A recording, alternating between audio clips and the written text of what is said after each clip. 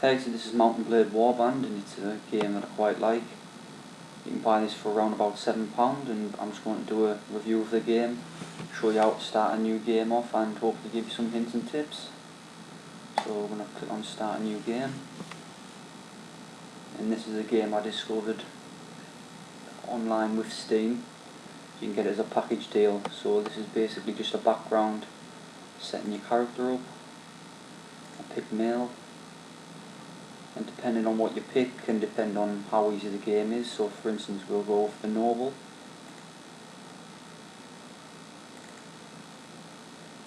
and pretty much whatever you pick, you can still get to the same goal at the end. There we go. And then this is just picking your flag. We'll pick the axes. Yep, and it will be a lot easier if you click allow me to quit without saving. So if you make a mistake, you can leave, but I prefer doing it the realistic way. So click on that. And let's just put our name in here. Just make one up. And this is basically when you level up, this is what you'll do. You'll get skill points to add on. So I'm just going to put a couple on here. It's quite hard to choose at the start if you're not sure what to do, but I will suggest one, and that's getting your pathfinding up, because it gets your speed on the map up, and also prisoner management. I'll just finish off putting a few on here. I like to do a lot with one-handed weapons because I think a shield's quite a good idea. Also, you might want to get your archery up. Comes in handy to have a crossbow. And as you can see, putting different ones up gives you more points on this one. So we'll just pop another one on pathfinding there, because when you start off, a lot of the overlords in the game and even the bandits will be a lot quicker than you, so you might need to run away from them at the start. So we'll just randomise the character here. You can go into detail. I'm just going to do it pretty quick. There we go. And then this gives you a selection of where you want to go. Each different faction has its own distinct culture. I'm going to go for the Nords. As you can imagine, they are Vikings.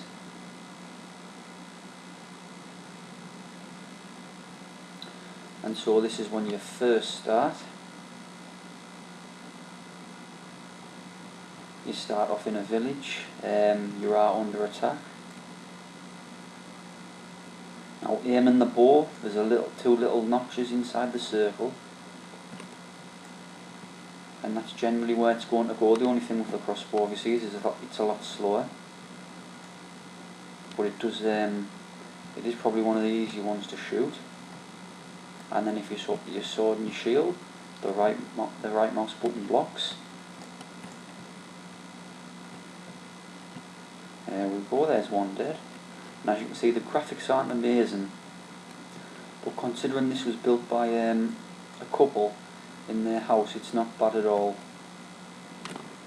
And as you can see, this is just a starting quest to get you into the game.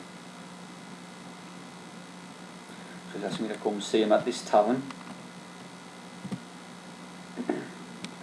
And the F key is what you use to talk to people, walk through doors, etc. So we're going to help this man out here. He wants us to help stop some corrupt guards. So what we need to find at least 5 people to join our party. So what we'll do is we'll leave the city, and as you can see, that's you on the map, and clicking the left mouse button will make your character move. And as you can see, it's quite a wide map. The blue is the Nords. Each different colour represents a faction, and as you can see, there's plenty to do. Each one has different men, such as selling things as well. Certain things you will buy in one place will be worth a minimum amount, and you can go and take it to, say, one of the desert cultures and sell it for more. That's a good way of making money first on in the game if you become a merchant. So we'll travel to this village, and it's a Nord village, and as you can see, the indifference is how much they like you. If they don't like you, they won't let anyone, when you recruit them, you won't be able to get anyone. So we'll just recruit some volunteers. The supplies is key, because if you don't have your supplies, your happiness won't stay high, and your men probably leave you over the turns. Similarly, if you can't pay for your men, they will decide to leave. It's always a good idea to keep supplies up. Also keep watching your finances, and if you want to check how much your party is costing you, you can see down at the bottom here, it's costing me 14, so I know that I have enough money to last a while, but I also need to start making some money. And you can click on your troops, you can talk to them so you can see what they like with regards to their combat abilities, and when you upgrade them it will cost you, but you can generally choose from missile or footman, and then cavalry or veteran footman. Of course what you turn into differs from every culture. Now when you are at war with a faction, or you decide to attack a village, you can raid it, in which case you will have to wait a couple of days depending on how high your skills are. That's quite risky early on, because when the overlords come to get you, they always are a lot quicker than you, and they have obviously more troops. So the best thing to do is just to force them to give you supplies if you wish to do that. I prefer to stay neutral at first and find a lord as quick as I can.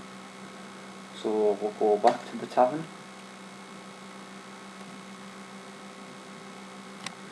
And also taverns are quite good if you have the money and you need troops straight away. Say if you've just been killed or captured, you normally find quite elite troops in, but you can also find some medium ones, and this tends to happen quite a lot. A drunk will be there. I mean, you can choose to back down, or when you become better you can choose to just name drop and he will back off. It's quite easy. I don't quite know why they put this on. I think it's just to keep you entertained. And as you can see, you can fully climb on everything as he's done, and there's a variety of moves which you can use with your sword depending on which way you pull or move the mouse. So there's a thrust and a slash. But anyway, getting back to what I was saying, taverns are quite good for recruiting men, but they are quite costly to recruit.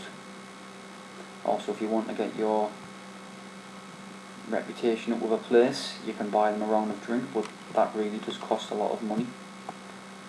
One thing I've also noticed is walking up the stairs and such at first, when you don't have your movement speed up, that tends to be a bit slow. So we'll go back here and we'll talk.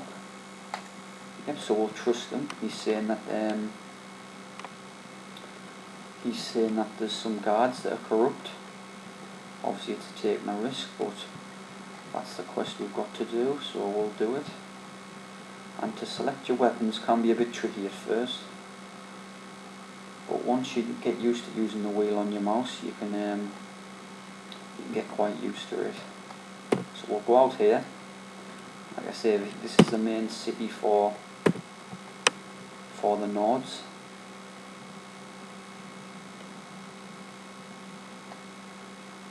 So we're out here now, and we'll just check what we have to do for our quest by clicking the Q button. So what he wants us to do is slightly different to when I did it. He wants us to go and find some bandits.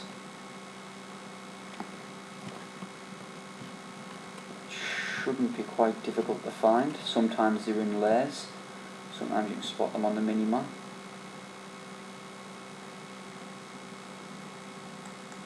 And I've been caught by sea raiders, which are normally quite elite troops. You can surrender where you lose some of your men, but your morale goes down and that can result in men losing. Or you see if you pull back some troops, that's what will happen. But if you surrender, then all your men go and you get captured, which you will probably escape, or you can order your troops to attack, or you can charge with them. So what I'll do is here, because your man has the capability of killing a lot more, And you can also do a whole range of controls such as follow me.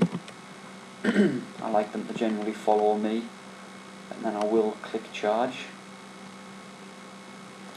Also, it's quite good on your horse because it takes in the full momentum, such as with your speed and your swing, which you don't tend to find on many other games, which I really like about Mount&Blade.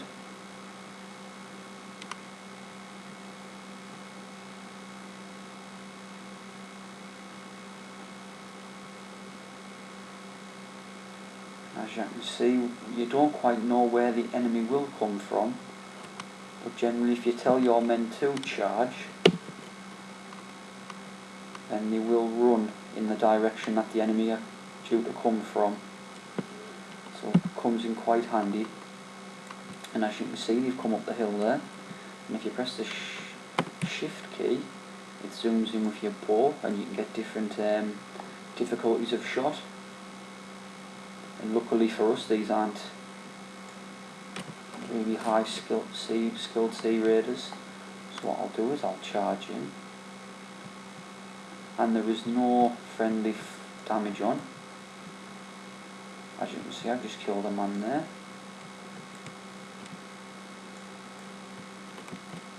Now, it is generally better off if you try not to stay stationary while you're out on a horse, as men will bog you down. As you get better armour, and you get a better horse with better armour, you can generally stand in amongst them.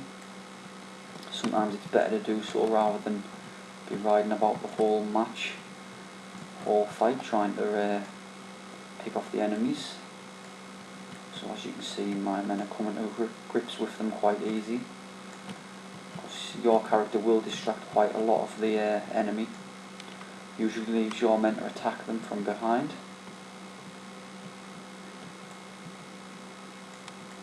There we go. And once you've won, your men generally start cheering. They'll come up in the bottom. Now, fighting bandits can be quite a good thing at the start, because you can not only capture people, but you take whatever they had. Generally, this won't be as good as stuff of what you have later on, but it's also good for selling, to make money at the start to fund your army.